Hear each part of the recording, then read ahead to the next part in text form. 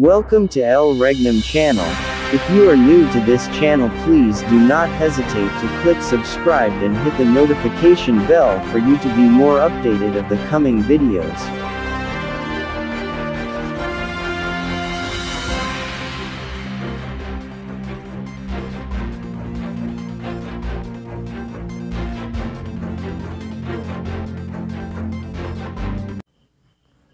So, mapagpalang oras sa ating lahat, buong Pilipinas, maging sa buong daigdig, no?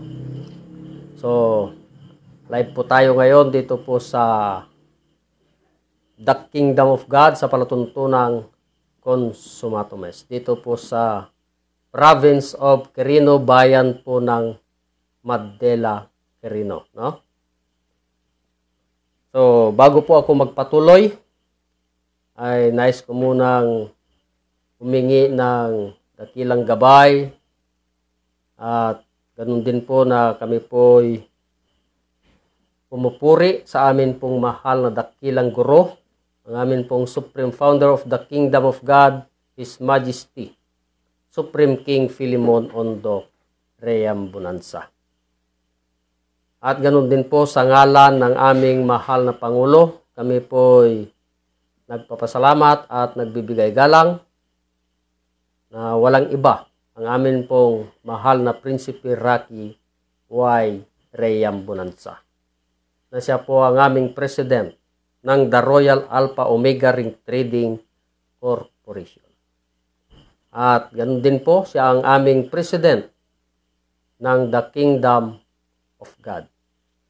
At sa kanya pong kapatid, kami po ay nagpapasalamat, walang iba ang aming pong Haring Adolfo B. Reyam Bonanza, na siya po ang aming President ng the Philippine Deuterium Development and Management Corporation. At ganun din po sa lahat po ng aming 5 spiritual mothers na nandyan po ngayon sa Purok, New Jerusalem, Rizal Shrine, Talisay, Dapitan City, Zamboanga del Norte, sa buong royal family. So magandang gabi po sa lahat. At ganun din po sa 12 tribes, sa 12 apostoles na mula Region 1 hanggang Region 12, na kinabibilangan po ng aming regional director dito po sa Region 2. Walang iba po kundi ang aming Haring Edgar Palor Liguto. At kasama po ang kanyang reyna at prinsesa. So mapagpalang oras po sa lahat. At hanggang sa lahat ng mga 70 prophets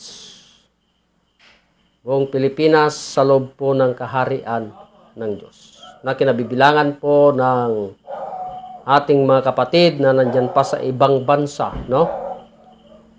Unang-una, ang ating kapatid, walang iba, Reyna Shirley del Rosario. Dito po sa Region 2 po ito, sa province ng Vizcaya, no? At ganun din ang ating kapatid, Haring Gerson del Rosario. At Reyna Wilma Mercado. At dito po sa Isabela, nandyan po ang ating kapatid, Haring Ruel Agustin, Haring Roger Pagumpana, Haring Eleno Darakan, Haring Edelberto Lacerona, Haring Oliver Resurrection.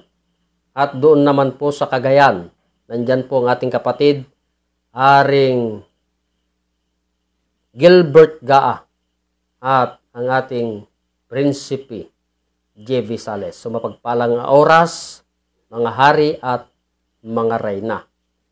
At ganoon din po sa lahat ng mga municipal leaders, no? Lalong-lalo na sa aking mga kasamahan po dito sa province of Quirino, na walang iba ang ating kapatid, Prinsesa Claribel Baltasar, na na-assign po dyan sa DIFON, no? So mapagpalang oras, Prinsesa, nandyan po ngayon sa bansang Kuwait. At sa ating kapatid sa bayan ng Cabarugis. Walang iba kundi si Reyna Gleselyn Rambak. Pagpalang oras dyan, Reyna. At ganoon din sa destino po dyan sa Saguday. Walang iba ang ating Haring Redentor Domingo. Pagpalang oras dyan, Hari. At ganoon din sa kapatid natin dito sa Aglipay. No? Walang iba si Reyna Erlisa Baltasar. Hanggang dito sa bayan ng Madela, walang ibang aking ina, Reyna Merlita Baltasar. At ganun din, yan po sa Nagtipunan, walang iba kundi si Haring Raul Digao. So mapagpalang oras, mga hari at mga reyna. At ganun din po sa lahat ng mga barangay leaders, no? Mula Luzon, Visayas at Mindanao. Sa lahat ng mga prinsipe at prinsesa sa buong puwersa ng The Kingdom of God. No? So mapagpalang oras sa ating lahat. At ngayon, ito na naman mga kapatid, ay atin na naman tatalakayin ang tungkol sa kaharian ng Diyos. No? Na bagaman ang kaharian ng Diyos ay talagang ito yung kalugod-lugod na plano ng Diyos. Sapagkat wala nang ang kaharian sa daigdig. No?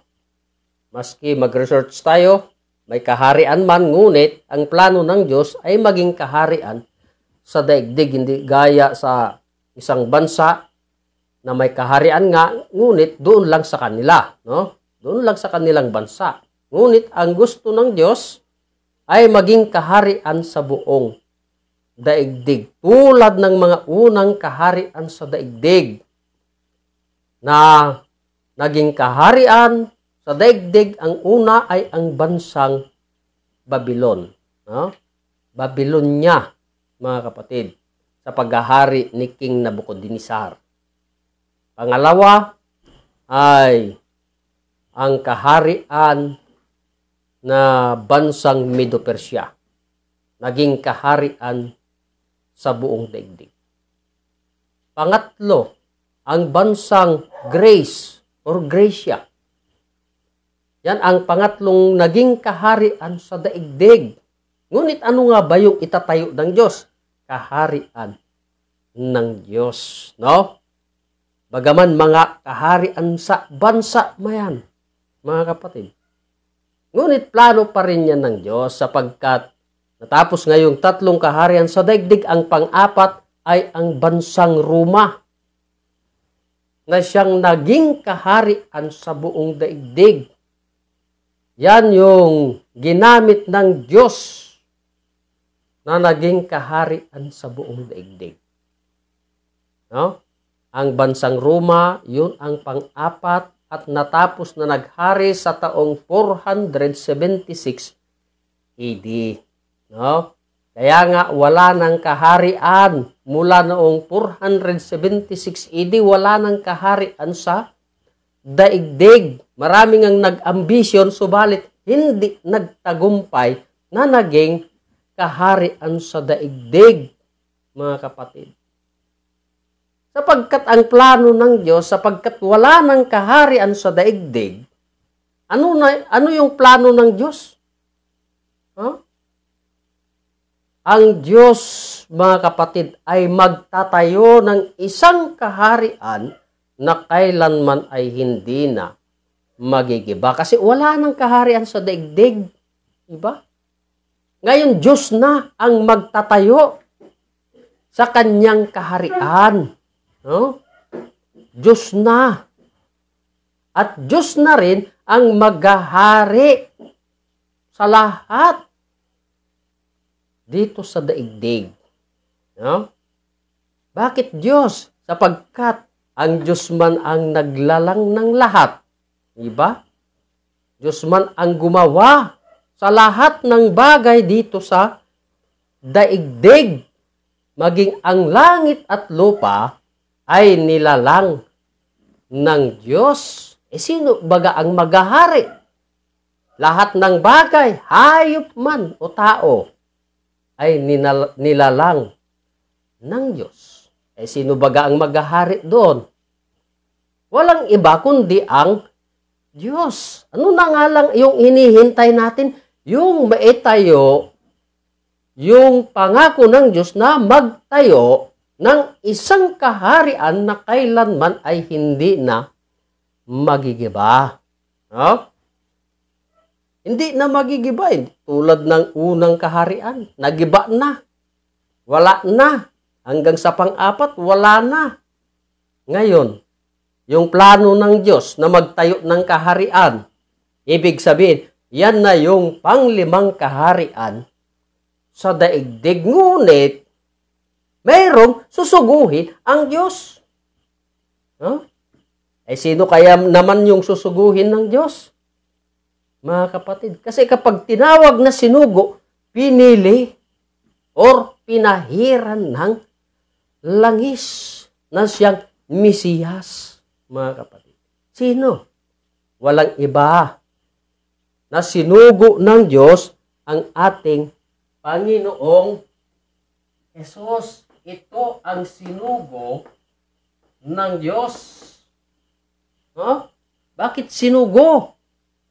Upang maipangaral ang mabubuting balita tungkol sa kaharian ng Diyos. Huh? Sino yung magdadala ng mabuting balita? Mga kapatid, walang iba kundi yung sinugo. Kung sinugo, ano yung mabuting balita? Ayon sa Lucas 8:1. Hindi man lang siya.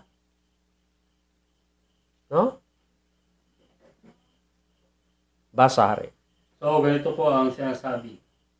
At nangyari pagkatapos ng kaunting panahon na siya ay naglalakad sa mga bayan at mga nayon, na ipinapangaral at dinadala ang mabubuting balita ng kaharian ng Diyos, at kasama niya ang 12.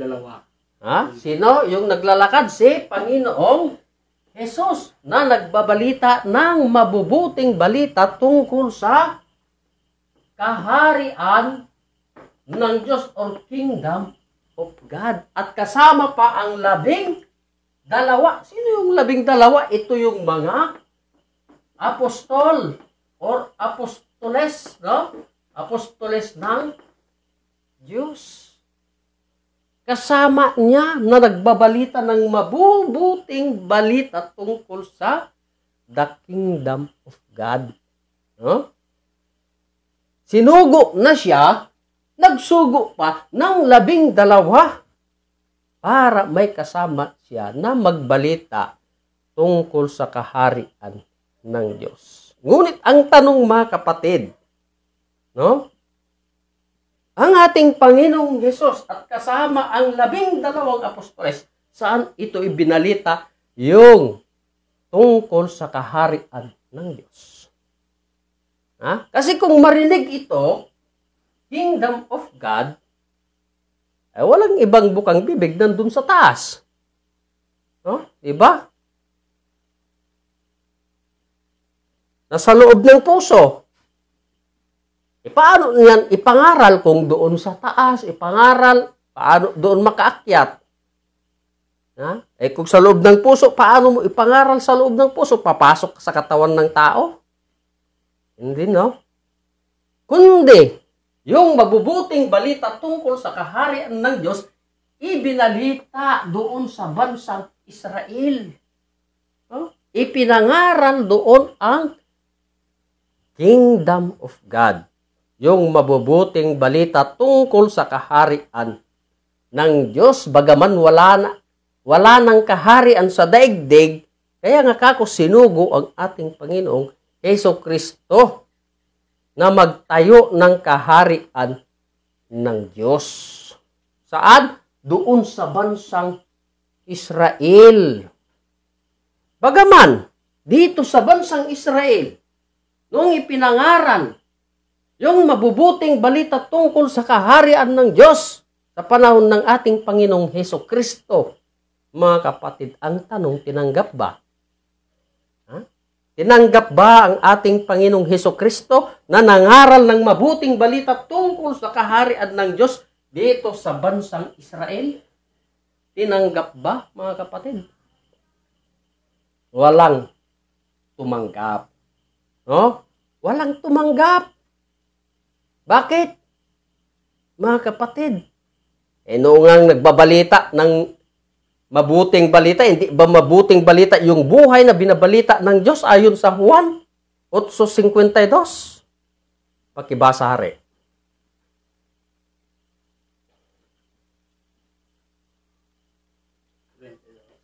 Cincuentaidos. 8:52.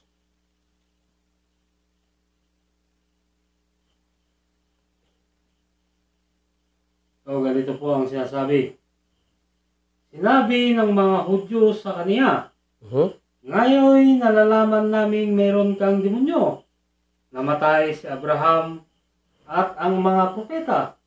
At sinabi mo, kung ang sinuman ay tutupad sa aking salita, ay hindi niya matitikman magpakailanman ang kamatayan. Tignan mo. Ang gandang balita. Ngunit bakit? Ano ang sinagot nila sa ating Panginoong Hesus? Naparito ka baga? Ano yung masakit na salita sa kanya? Meron kang demonyo. Isipin na lang natin. Maski sino sigurong pagsalitaan ng ganyan. Meron kang demonyo. Naparito ka baga? Tignan mo. Tignan natin yung mga salita ng tao noon sa harapan ng Diyos. Siya na nga yung nagdadala ng mabuting balita para sila'y hindi mapahamak. Kundi magkaroon nga ng buhay na walang hanggan. Subalit, anong sinabi nila? Meron kang demonyo. Di ba napakasakit? Kaya sa galit ng Diyos, doon sa kanyang dalang mabuting balita tungkol sa kaharian ng Diyos. Anong sinabi ng Diyos ayon sa Matthew 21:43? Diba? Kasi ayaw nila Ayaw nilang tanggapin yung mabuting balita. Kaya anong sinabi ng Diyos? So ganito po ang sinasabi. Kaya nga sinasabi ko sa inyo, aalisin sa inyo ang kaharian ng Diyos at ibibigay sa isang bansang nagkakabunga. Ngayon, ang tanong, saan sana itatayo yung kaharian? Doon sa bansang Israel. Ngunit anong sinabi ng Diyos? Anong sinabi ng Diyos? Kaya nga, aalisin sa inyo ang kaharian ng Diyos at maibibigay sa isang bansa na magkakabunga. Bakit inalis? O ba naman pagsalitaan ng meron kang demonyo? Kaya anong sabi ng Diyos doon sa Isaias 1:4? Mga kapatid, anong sinabi ng Diyos sa kanila? Basare. So ganito po ang sinasabi. Bansang salarin. Bayan na papasan ng kasamaan, lahi ng mga manggagawa ng kasamaan, mga anak na nagsisigawa ng kalikuan, pinabayaan nila ang Panginoon, inamak nila ang banal na Israel, sila ay nangapalayo na nagsiurong. Yan. Tignan ninyo. Kung balikan mo sa 8:52, halos binaliktad nila. No? Ang Diyos tuloy ang naging masama doon, naging demonyo, samantalang sabi ng Diyos, ang bansang salarin na gumagawa na lamang ng mga masasama, mga kalikuan. Diba? Bakit? Hindi sila naniwala. Kaya sila nagsiurong. Diba? Kaya nga, ang kaharian ng Diyos, inalis sa bansang Israel, ibinigay sa isang bansa na magkakabunga. Ayaw tanggapin, kaya wala na doon ang kaharian ng Diyos. Mga kapatid, saan na? Doon na sa isang bansa na magkakabunga. Kaya ayon sa utos ng Diyos, na datapot hanapin muna ninyo ang kanyang kaharian. Bakit pinapahanap? Kinuha nga yung kaharian sa bansang Israel. Inalis, ibinigay sa isang bansa na nagkakabunga. Kung sinabi sana bansang Pilipinas agad, nag-utos pa ba ang Diyos na maghanap? Nag-utos pa ba ang Diyos na hanapin muna ninyo ang kanyang kaharian? Hindi na sana. Ngunit dahil wala bang sinabi ang Diyos na address man yung bansa na kanyang paglilipatan, kaya sa utos ng Diyos, hanapin. Diba? Hanapin muna ninyo ang kanyang kaharian. Ngayon, saan natin hahanapin? Saan natin ngayon hahanapin yung kaharian ng Diyos na kinuha doon sa bansang Israel, ibinigay sa isang bansa na nagkakabunga, walang address. Walang address na sinabi ng Diyos. Ngunit pasalamat tayo, mga kapatid. Sa panahon ng ating propeta Isaias, diba? Na maski walang address ang sinabi ng Diyos, ay binagyan pa rin ito ng location. Anong location yan? Samantalang sa dinami-dami ng bansa sa daigdig ay nasa 300 nation. Ngunit isang bansa lang ang sinabi ng Diyos. Isang bansa lang. Mga kapatid, ngayon, ayon sa hinula ni Propeta Isaias, na binigyan ito ng location. Anong location yan? Ayon sa Isaias 24:15. Pakibasa, hari. Ganito po ang sinasabi. Kaya't luwalhatiin ninyo ang Panginoon sa silanganan. Sa makatuwid bagay ang pangalan ng Panginoon, ng Diyos ng Israel, sa mga pulo ng dagat. Yan. Walang address. Ngunit, meron itong location. Anong location? Na sinabi ni Propeta Isaias. Doon sa malayong silangan sa mga pulo ng dagat. Ano kayang makikita doon? Sa malayong silangan sa mga pulo ng dagat? Sapagkat ang kaharian ng Diyos inalis sa bansang Israel, ibinigay sa isang bansa na magkakabunga. Di mag-research tayo, mga kapatid. Paano natin i-research yan? Alalahanin natin, mga kapatid, kumpleto na tayo sa kagamitan. Nandyan nga yung world map natin. Ngayon, mayroon pa tayong gadget. Mayroon na tayong cellphone. I-search mo na lang sa cellphone kung ano ang makikita doon sa malayong silangan na nasa mga pulo ng dagat. Sabihin ko sa inyo, mga kapatid, kung ano ang nandun sa malayong silangan na nasa mga pulo ng dagat. Una na makikita doon ay ang bansang Japan. Bansang Japan. Nandun sa malayong silangan sa mga pulo ng dagat. Pangalawa, ang bansang Indonesia. Indonesia. Pangatlo, ang bansang Malaysia. Bansang Malaysia. Ngayon, ang pang-apat, mga kapatid. Ang pang-apat ay walang iba, kundi ang bansa nating Pilipinas, Bansa nating Pilipinas. Ngunit, ang tanong, mga kapatid, Ano yung hinula ng Diyos? Ha? Na doon sa sulat ni Propeta Isaias. Sa Isaias 24:15. Ayon sa hinula ni Propeta Isaias, ay luwalhatiin ninyo ang Panginoon sa silanganan.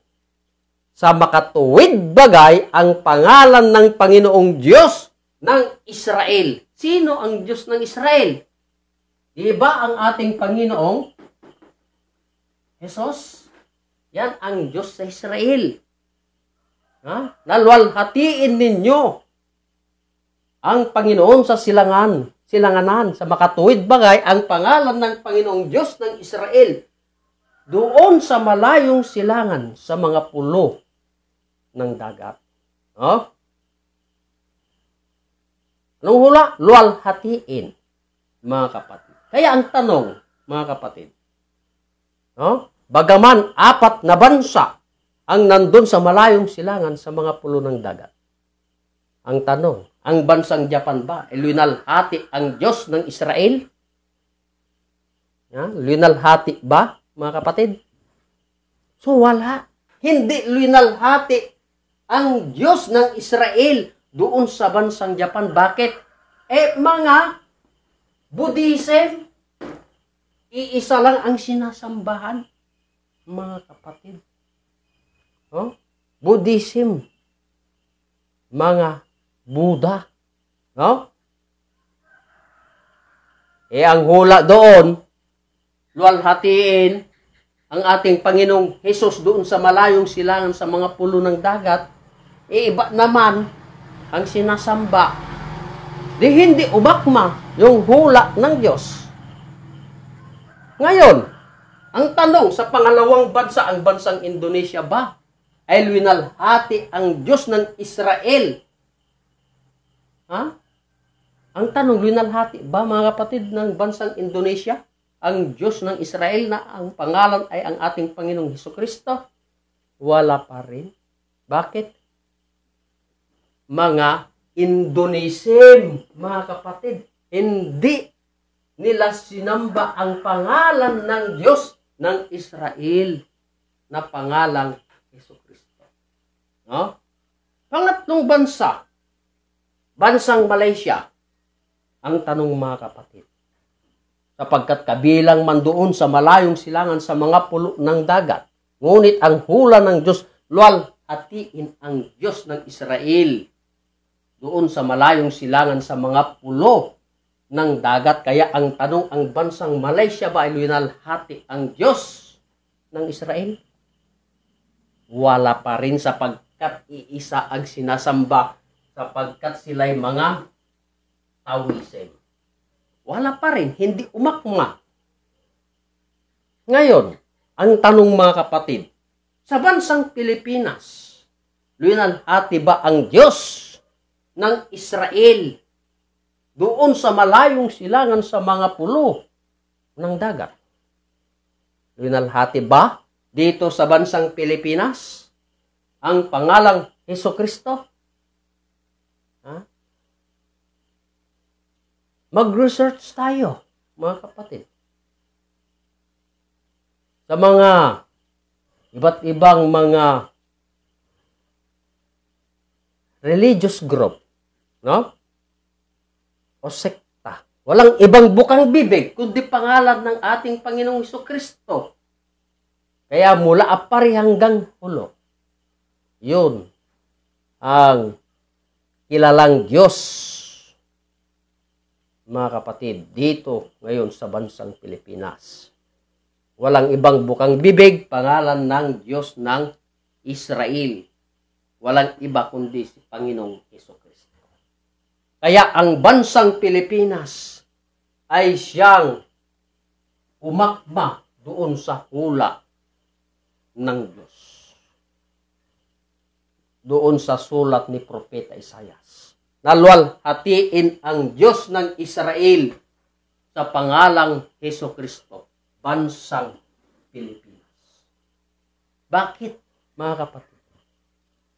sapagkat ang kaharian ng Diyos inalis sa bansang Israel, ibinigay sa isang bansa na nagkakabunga. Ibig sabihin, ang bansang Pilipinas ay siyang pinili ng Diyos na dito itatayo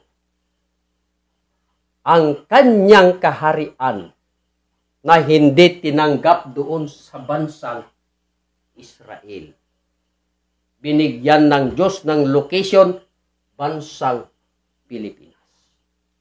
No? Palatandaan, mga kapatid, sapagkat ang kaharian ng Diyos ay hindi mahiwalay sa Diyos. Sino baga ang magtatayo sa kaharian? Sapagkat ang kaharian ay sa Diyos, mga kapatid. Kaya ang Diyos lang ang makapagtayo ng kanyang kaharian, mga kapatid.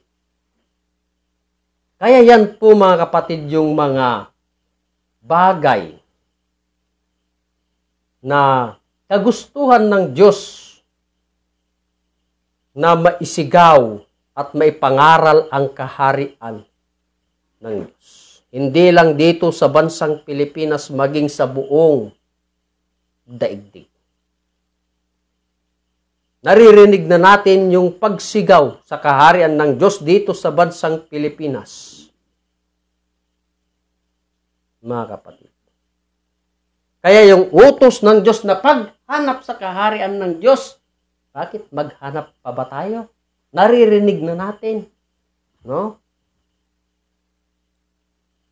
Yung hinihintay na lang, mga kapatid, yung paniniwala at pagtanggap sa plano ng Diyos, lalong-lalo na dito sa bansa nating Pilipinas.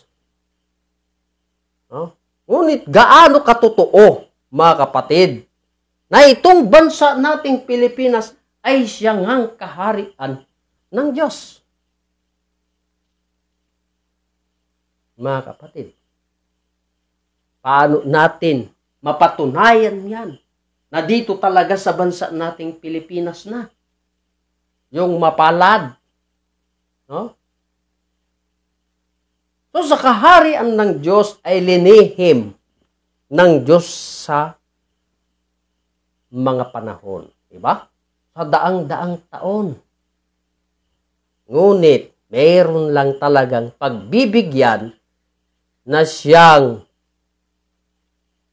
magbibigay ng mga tunay na pagpapatunay na dito sa bansa nating Pilipinas ang siyang kaharian ng Diyos. Diba? Sino kaya yung mapalad na pinagbigyan ng Diyos? Yung kanyang mga banal. No? Sino ba yung mga banal na yan? Na pinagkalooban ng Diyos? No? Para maganap yung plano ng Diyos sa daigdig.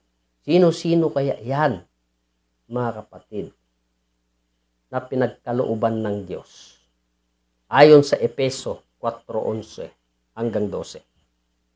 Pakibasa rin.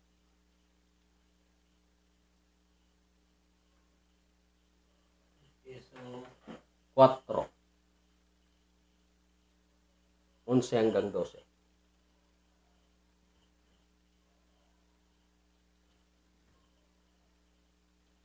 So, ganito po ang sinasabi. At pinagkalooban niya ang mga iba ng maging mga apostol. Yan, una, mga apostol. Tuloy. At ang mga iba'y propeta. At ang mga iba'y propeta. Tuloy. At ang mga iba'y ebanghilista. At ang mga iba'y ebanghilista. Tuloy. At ang mga iba'y pastor at mga guro. Ayan, mga iba'y pastor at mga guro. Tuloy. Sa ikasasakdal ng mga banal. Sa gawaing paglilingkod sa ikatitibay ng katawan ni Kristo. Yan. Yan pala yung pinagkalooban ng Diyos. Para saan? No? Ha? Para sa ikakatibay at paglilingkod sa katawan ni Kristo. Yan yung mga pinagkalooban. Una, mga apostol. Pangalawa, mga propeta. Pangatlo, mga ebanghelista, mga pastor, hanggang sa guro. No? Yan ang mga pinagkalooban ng Diyos. Para saan? Para maisigaw nga ang kaharian ng Diyos ay dito talaga sa bansa nating Pilipinas. No? Nalinihim pa ng Diyos sa mga talinhagang salita. No? Kung paano natin kalagin yung mga lihim ng Diyos sa mga talinhagang salita. Kaya sa gabing ito, mga kapatid, amin na namang patutunayan sa inyo na kung gaano katotoo na itong bansa nating Pilipinas ay siyang kaharian ng Diyos. Na inalis, sapagkat ang kaharian inalis sa bansang Israel, ibinigay sa isang bansa na magkakagbuo. So ayon po sa banal na kasulatan na mababasa sa Mateo 22:23 hanggang 30.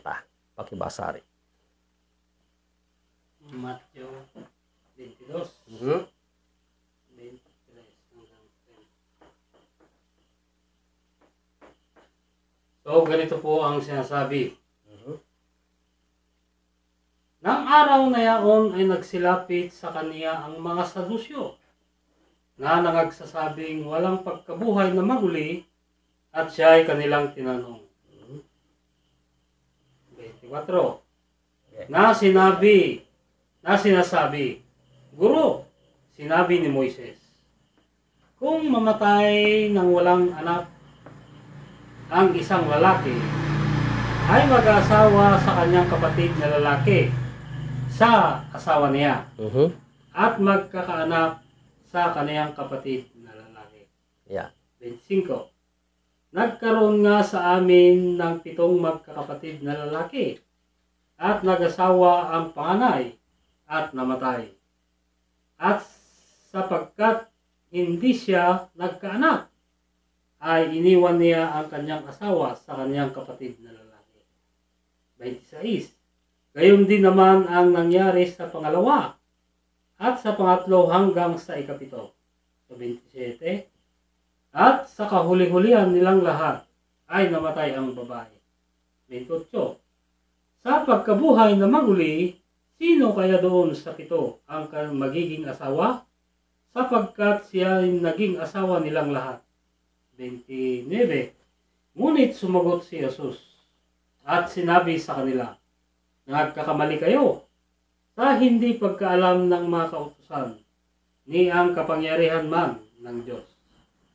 30. Sapagkat sa pagkabuhay na maguli ay hindi na mag-aasawa ni mga papag-aasawahin pa, kundi gaya ng mga anghel sa langit. Yan. So yun po yung nabasa sa banal na kasulatan. Na ang babae ay nag-asawa ng 7 magkakapatid. No? Isang babae, nag-asawa ng 7 magkakapatid. Ang tanong, mga kapatid, ano yung palagay natin o sa tingin natin na ang babae ay nag-asawa ng 7 magkakapatid pa? Baka isipin natin, balangkantes, no? Kasi 7 magkakapatid pa ang kanyang inasawa. Ngunit hindi man ganun yung hanay, mga kapatid, sapagkat ang babae na siyang nag-asawa ng 7 magkakapatid ay ito'y ginamit ng Diyos na talinhagang salita. Kung nasaan ang kaharian ng Diyos. Sapagkat ang kaharian ng Diyos inalis sa bansang Israel, ibinigay sa isang bansa na nagkakabunga. No? Ito ang palatandaan na ginamit ng Diyos. Na ito ang ating kalagin. Kung ano ang nilalaman ng talinhagang salita ng Diyos na ginamit ang babae na nag-asawa ng 7 magkakapatid. Ang tanong mga kapatid, sino baga itong babae na inyong nakita? Ha? Basahin natin. Ayon sa banal na kasulatan. Sa Revelation 17:18. Sino baga itong babae na inyo pong nakikita? Pakibasa rin. So, ganito po ang sinasabi. At ang babae na iyong nakita ay ang dakilang bayan na naghahari sa mga hari sa lupa. At ang babae na inyong nakita ay siya pala yung dakilang bayan na naghahari sa mga hari sa lupa. So, napakaliwanag kung sino yung babae na nag-asawa ng 7 magkakapatid. No?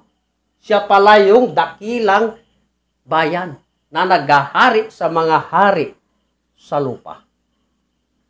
Ngunit ang tanong mga kapatid, sino-sino yung asawa ng babae na siyang dakilang bayan? Ha? Una ay si Manuel Quezon. Pangalawa, Manuel Rojas. Pangatlo, Elpidio Quirino. Pang-apat, Ramon Magsaysay. Pang-5, Carlos Garcia. Pang-6, Diosdado Macapagal. At ang pang-7 ay si Ferdinand Marcos. Ito ang asawa ng babae na siyang dakilang bayan.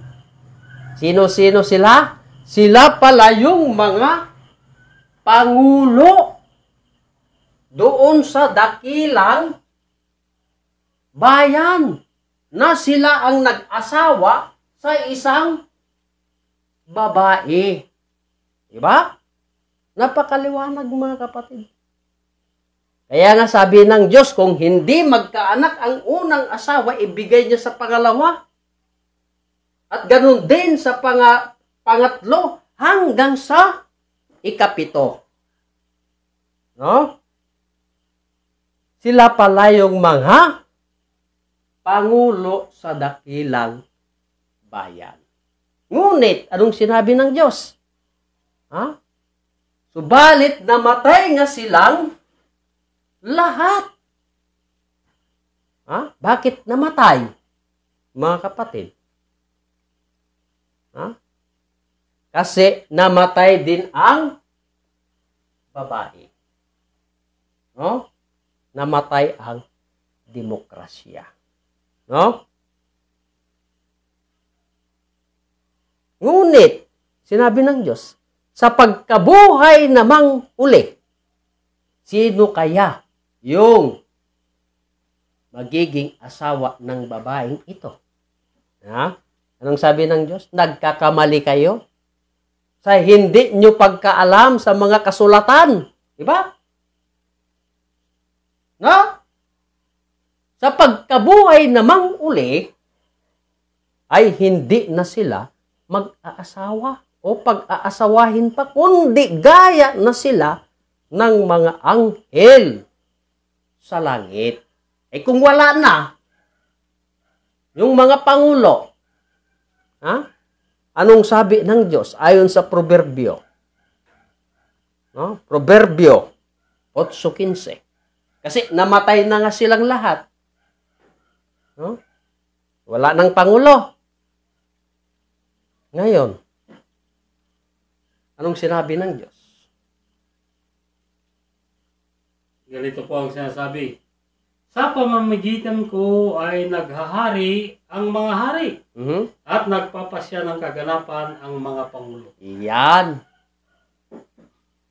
Hindi ba yun magaganap? Magaganap, mga kapatid, sapagkat ang Pangulo nga ay magpapasya. Diba? Kasi wala na yung mga hari man. Yung Pangulo hindi kaya makapagpasya. Makapagpasya, mga kapatid. No? Kaya ang tanong, saan ito naganap? Ha? Saan ito naganap? Mga kapatid, alalahanin natin mula kay Manuel Quezon, Manuel Rojas, Elpidio Quirino, Ramon Magsaysay, Carlos Garcia, Diosdado Macapagal, hanggang kay Ferdinand Marcos. Saan sila naging Pangulo? Anong bansa sila naging Pangulo, mga kapatid? Ha? Walang iba kundi dito sa bansa nating Pilipinas. Yan.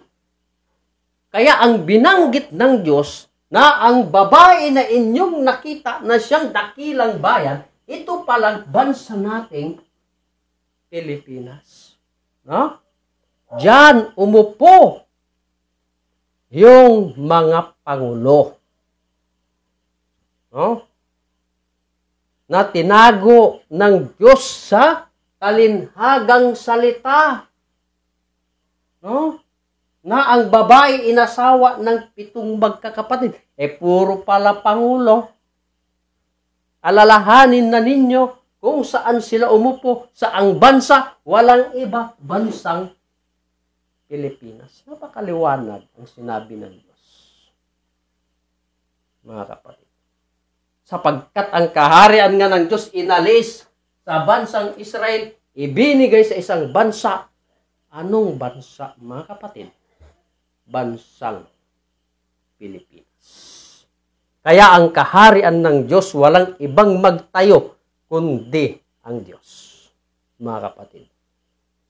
Bagaman ang kaharian ng Diyos, hindi po kami mahiya na magsigaw at magsabi na ang nagtayo sa kaharian ng Diyos ay ang aming mahal na dakilang guro, mahal na Haring Filemon Ondok Reyambunansa. Sapagkat sinabi nga sa banal na kasulatan, sa Jeremias 18:9, no?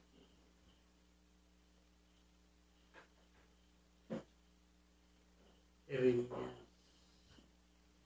18:9, na itatayo ang Diyos. So, ganito po ang sinasabi. At sa anumang sandali ay magsasalita ako ng tungkol sa isang bansa. Isang bansa. At tungkol sa isang kaharian. Tungkol sa isang kaharian. Upang itayo at upang itatag. Yan. Linihim pa ng Diyos. Isang bansa na magkakabunga. Diba? Anong sinabi ng Diyos? Magtatayo at itatag ang kaharian sa isang bansa. Diba? Anong bansa yan? Bansang Pilipinas. Ngayon, ang aming mahal na dakilang guro, isinigaw ang The Kingdom of God noong 1982.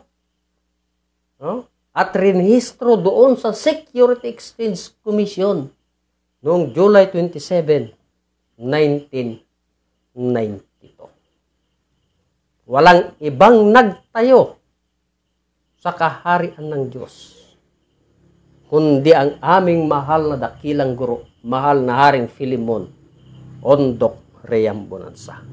Bagaman, mga kapatid, sa physical na katawan ng aming mahal na dakilang guro ay nagpahinga. Ngunit, anong sinabi ng anak. No? May sinabi ang anak.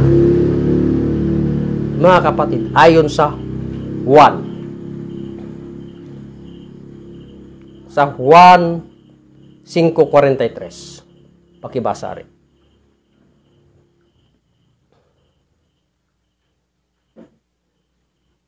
So, ganito po ang sinasabi. Naparito ako sa pangalan ng aking ama. Yan. At ayaw ninyo akong tanggapin. Yan na. Kung iba ang pumaparito sa kanyang sariling pangalan, ay siya ninyong tatanggapin. Nako, parang ano? Yung sabi ng anak. Sabi ng anak. Anong sinabi niya? Naparito ako sa pangalan ng aking ama at ayaw niyo akong tanggapin. Bakit kaya? Ngunit, sabi ng Diyos, yung anak, anong sinabi? Kung iba ang paparito dahil sa pangalan ng aking ama, ay siya ninyong tatanggapin. Tignan ninyo. Ang daming gumagamit talaga sa pangalan ng Diyos. Ngunit bakit? Mga kapatid, alalahanin natin na yung ama ay pinagkaloob na sa anak. Ang alin? No? Ano yung pinagkaloob sa anak? Mga kapatid, anong pinagkaloob ng ama sa kanyang anak? Basahin natin sa 1:5:22. Ano kayang ipinagkaloob? So, ganito po ang sinasabi. Sapagkat ang ama ay hindi humahatol sa kanino man tao, kundi pinagkaloob niya sa anak ang buong paghatol. Tuloy pa.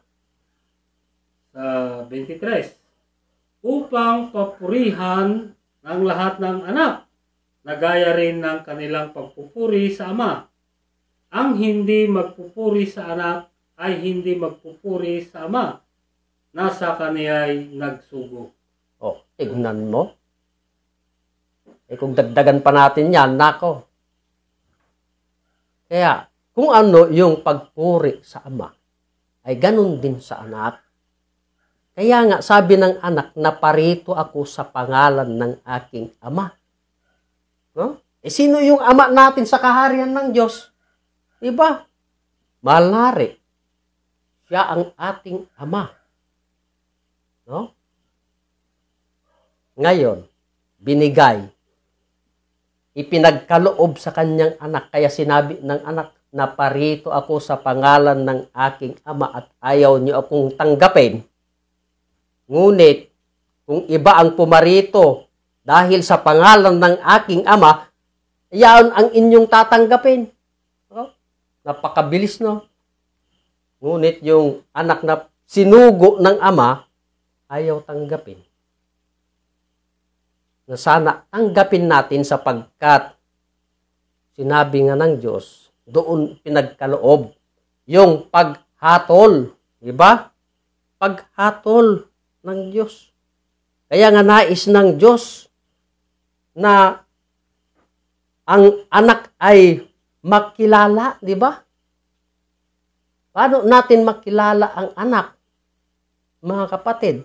At tignan nga natin sa Efeso 4:13. Basahin nga natin, mga kapatid.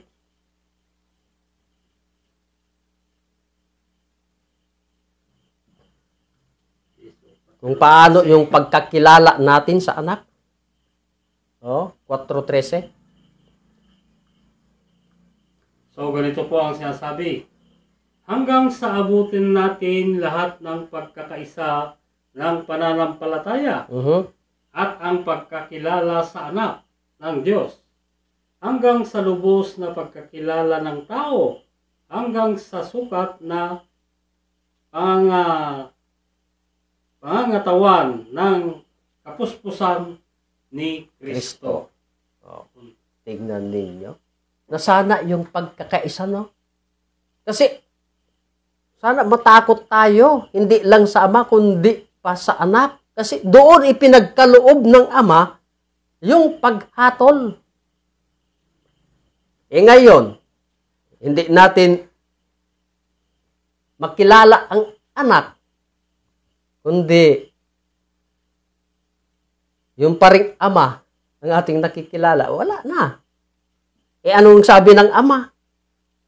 Mga kapatid, tignan natin sa Psalm 2:11 hanggang 12. Anong sinabi ng Ama? 2:11 hanggang 12. So, ganito po ang sasabi. Kayo'y mga lingkod sa Panginoon na may takot. Yan. At mga galak na may Panginginig. Yan. Tuloy. Sa 12. Hagkan ninyo ang anak. Anak. Baka magalit siya. At kayo'y mga pahamak sa daan. Sapagkat ang kaniyang puot ay madaling magalag. Mapalad ang nanganganlong sa kanya. Yan. Anong sabi ng Panginoon? Hagkan ninyo ang anak na baka siya'y magalit. At magalab ang kanyang puso. Diyan sa mga daan, ang dami pa namang mga kung ano-ano ang nangyayari diyan. Para may layo tayo sa kapahamakan. Sinabi ng Diyos o ng Panginoon, hagkan ninyo ang anak. Diba? Ngunit, meron lang talagang mapalad na sinabi ng Diyos. Yung nanganganlong sa Kanya. Yan ay plano ng Diyos sa daigdig. No? Kaya, nandito na yung pinagkalooban ng Ama. Na siya na yung namamahala sa kaharian ng Diyos. No? Hindi man mapunta sa iba, kundi sa anak. Diba? Ulad din ni Amang Jacob. Mga kapatid, si Amang Jacob ay mayroong maghahari sa kanyang angkan. Bakit? Kasi doon sa balakang ni Jacob lumabas ang mga hari. No? Wala man na si Jacob. Anong sabi ng Diyos? Mayroong maghahari sa angkan ni Jacob. Sino yun? Yun pa rin kanyang anak. No? Kaya mapalad tayo sa istorya ng Diyos na dito sa bansa nating Pilipinas lumabas yung plano ng Diyos sa daigdig. No? Na dito talaga sa bansang Pilipinas maitayo ang kanyang kaharian ayon sa kanyang pangako sa Daniel 2:44. No? Yan ang pangako ng Diyos. Pakibasa hari. So, ganito po ang sinasabi. At sa mga kaarawan ng mga haring yaon, ay maglalagay ang Diyos sa langit ng isang kaharian, na hindi magigiba kailanman, o ang kapangyarihan man niya o iiwan sa ibang bayan, kundi pagputol-putulin at lilupulin niya ang lahat ng mga kahariang ito, at yao'y lalagi magpakailanman. Yan.